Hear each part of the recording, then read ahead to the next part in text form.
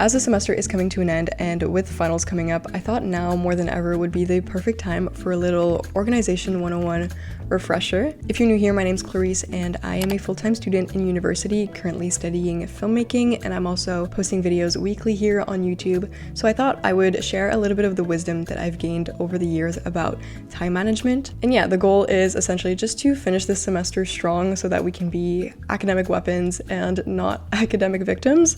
So let's go ahead, grab yourself a snack, maybe some water, and let's get right into it. So first things first, I wanted to talk about different organizational tools that I use, and the first one being my trusty planner that I bring with me everywhere. Good morning, everyone. So on top of giving you advice in this video, I wanted to bring you along to show you what being organized actually looks like realistically within a week for me. So it is currently 9 a.m. and I've just pretty much done my morning routine. So the first thing that I do before getting to work is just looking at my planner and getting organized and making sure I know what's coming up.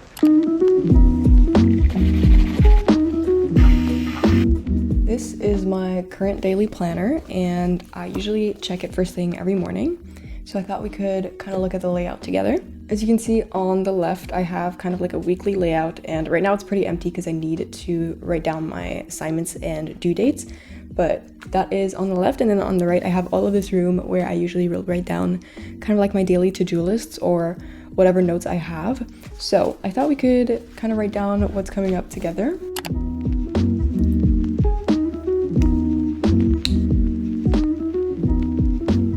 Right now you'll see it's looking pretty bare because I like to keep my weekly spread very simple, and then if I want to dive into more detail on a day-to-day basis, I'll write down a to-do list over here. So I'm going to take a little bit of time actually to look at the upcoming weeks as well and write down any like upcoming deadlines for finals, because I think there might be some stuff missing. But yeah, I'm going to take a few minutes to do that right now.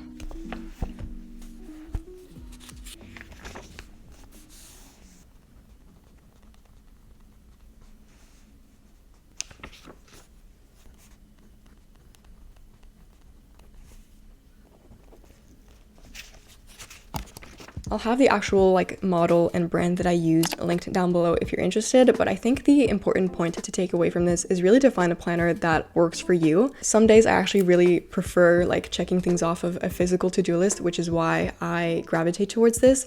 But I also did want to mention digital organization and how important that can also be. If you've been watching my videos for a little while, you know how much I swear by Notion. I use it every day and I show it all the time in my videos. I have different sections for YouTube and also for university, as well as like more of a personal goal setting section, and it is just a really versatile tool that I love to use. The main page that I actually use is just this weekly plan where I have like a gallery view of my week, and again it's kind of similar to what I have in my physical planner, but because there isn't that much room in here, I like to really dive into more detail on my weekly plan on Notion. First thing you'll notice when you go on my weekly plan page is this little mood board that I try to update every month or so, just with my current goals or some inspiration for the time being. And then when you scroll down, you'll see my gallery view of the week ahead. And what I really like about this layout is that I can click on whatever day I want to focus on, and then it'll open up a new page with whatever priorities I have for that day. So that way, instead of always making a separate Notion page for my daily to-do list, I can just have it ready here. And at the end of the week, I can just delete every block so that I can start fresh. And then another digital tool that I use all the time to stay organized is Google Calendar. If you know, you know, like once you start using Google Calendar, I feel like it is just so easy and straightforward from that point on. I just put in my due dates there. Again, I have like reminders scheduled and I get notified on my phone when I have something due.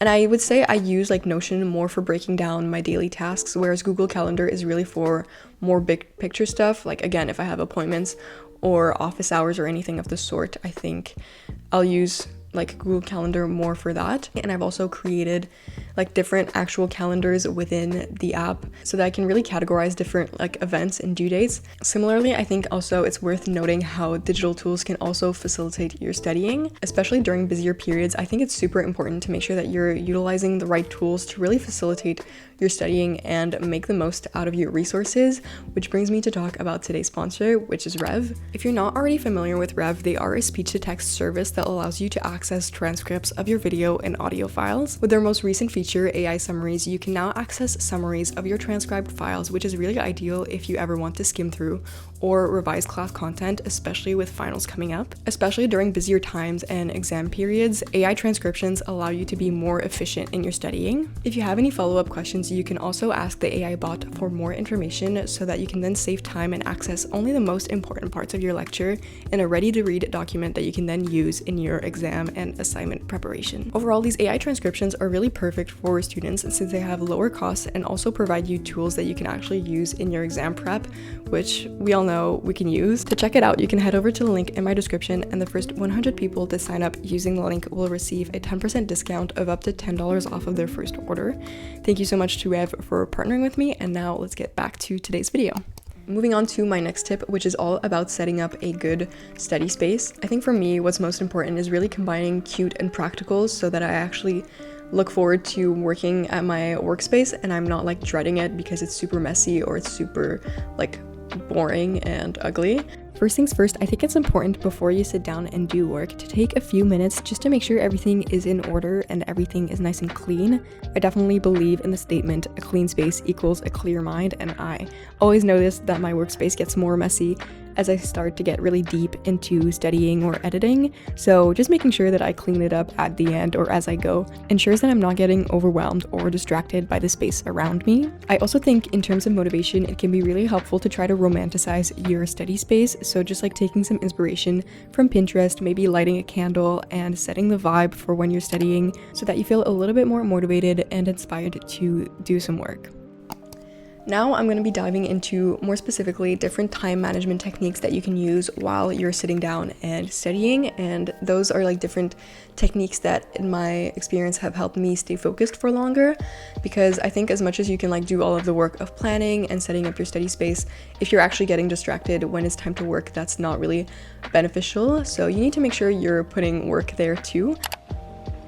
Okay, so the next thing I want to talk about are different like time management tools and resources that I like to use, and the first one being the Flora app, which I show in my videos all of the time. This is what it looks like, and as you can see, it is very simple and minimal, but basically the concept is that you just select a plant that you want to plant for your study session, and then you can set a timer for how long you want to study for. I usually have it just at a default like 1 hour because I think I like to time block that way. That's about as long as I can go working on a task without getting distracted, and sometimes I actually make it shorter because I just know ahead of time I'm not going to be able to stay focused for that long. Let's say right now, just for this example, we'll do 5 minutes. You just press start, and then I'll just start the timer and quote unquote plant your seed. As you can see, if I like go on another app, let's say, I'll get notified saying go back immediately to save your tree. And not that I even care that much about planting the tree itself, but it's just good to have that like notification and that kind of timer to remind you that you're getting to work. I've been using this app since like high school, and I put all of my friends on it, so now we can do study sessions together and plant trees together. So I just think it's helpful to have kind of like an actual timer that's counting down however long you have left to your study session. And I think also, if you're familiar with Parkinson's law, this is a really good tool to help you like prioritize your time, because it's basically the concept that a task will fill up however much time you allocate for it. And so if I set an hour for myself to say do a reading, it'll also motivate me with that visual countdown to get that task done within the hour as much as possible. So earlier in the video, I talked about the importance of having a good office or workspace, and I also want to now touch on how beneficial it can be to actually leave the house and go work elsewhere, particularly in libraries. If I can find some sort of research to back this up, I'll be sure to put it on the screen, but I am convinced that working in libraries helps me be much more motivated because the people around me are also working, and so there's this kind of pressure to actually get work done. Not only that, but if you're also going with some friends, it kind of serves as a way to socialize as well, which we all know during finals can be a little bit more difficult. I also find that personally when I leave the house, and particularly when I go to a library, I'm just more motivated to get my work done in a short amount of time so that I can head back home. So there's that added component that forces me to manage my time more effectively. Another time management tip that will help you manage procrastination is the 2-minute rule, which is essentially where if a task takes you less than 2 minutes to accomplish it, you should do it right away as soon as you think of it and define it. This is just to help you eliminate those small tasks that can easily pile up over a couple of days and to get you started on your to-do list. I think this technique can actually be a little bit harder than it sounds, especially when you're like being distracted and say you're watching something online or like scrolling. And so getting up and actually getting to work for 2 minutes, even just that seems kind of daunting.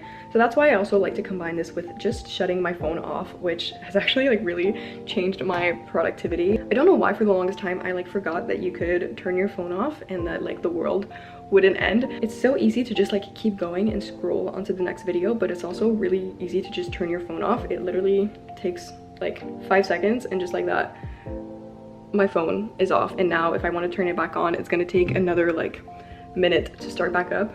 So I think combining the 2-minute rule with just turning your phone off can help you be so much more productive and less distracted, because then the next time you'll go to reach your phone, it'll already be off and then it'll take a long time to start back up. So might as well just keep working. So yeah, that's my little tip for avoiding distractions and actually staying focused when you're working.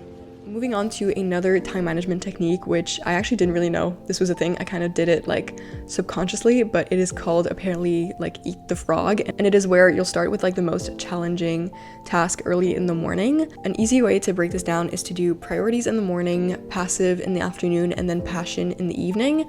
And again, I found that I was kind of doing this subconsciously because, for instance, I like to really start my day with like more intense work when I'm energized, awake, and focused.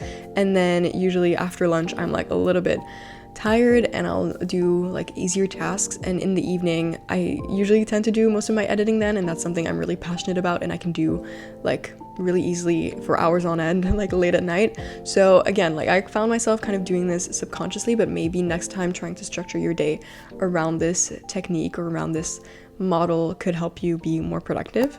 Now, I do want to talk a little bit about note-taking and different note-taking strategies that I think are just as important, because again, you could do all the work, you could be organized and show up to class on time, but if you're actually in class and getting distracted and not paying attention to the lecture, then it's not really worth anything. I've been taking notes by hand this semester, which I actually think I might be changing. Initially, I thought writing down my notes by hand would help me be more focused and less distracted, but I find that I actually usually can't keep up with what the teacher is saying. So next semester, I'm probably gonna experiment with taking notes on like Google Docs or something, just because, again, I want to be able to keep up with the lecture and write down as much information in as little time as possible. But again, like find the good note-taking strategy that works for you. I won't be diving into that much detail about like how I take my notes in this video, but let me know if that's something that you would be interested in, because I could definitely talk a little bit more about that in the future. Overall, just make sure you're coming to class with the right mindset, that you're awake and ready to learn, and make sure that you're not getting distracted and taking notes in a way that's efficient for you. Next, I do want to talk a little bit about the importance of maintaining a consistent daily routine, because I think this is like the structure that will help you be more productive and more organized on a day-to-day basis. Obviously, it's called a routine for a reason. I think especially during like busier times such as finals, midterms, or any exam period, it can be really easy to throw your entire routine out the window, but that is not what you should do if you want to be organized, because that routine is actually most times what is keeping you like grounded and keeping you sane, and it's also just like keeping you more productive because you're maintaining the healthy habits that help you build momentum to be more efficient and productive during your day. Last but not least, I'd like to mention the importance of staying flexible and adaptable, because I think there are always going to be unexpected changes that come up and that you can't predict no matter how much you try to plan ahead.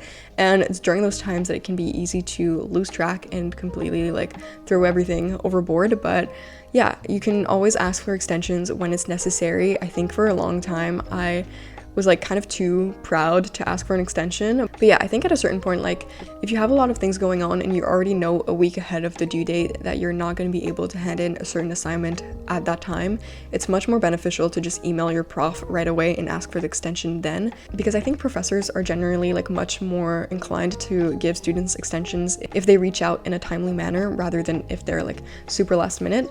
Also, an important part of staying flexible is making sure that you're avoiding burnout and that you're not putting too much on your plate. I think sometimes I can be very inclined to like put so much on my to-do list and then I get burnt out and then I'm not able to continue doing everything that was on my to-do list. So that is also like an unexpected change that I think you could definitely like avoid if you just are aware of your limits and you do those little wellness check-ins with yourself to make sure that you're like treating yourself like a human and not like a machine. That is going to be it for today's video because my camera battery is actually about to die, but I hope that this was helpful and that you learned a thing or two.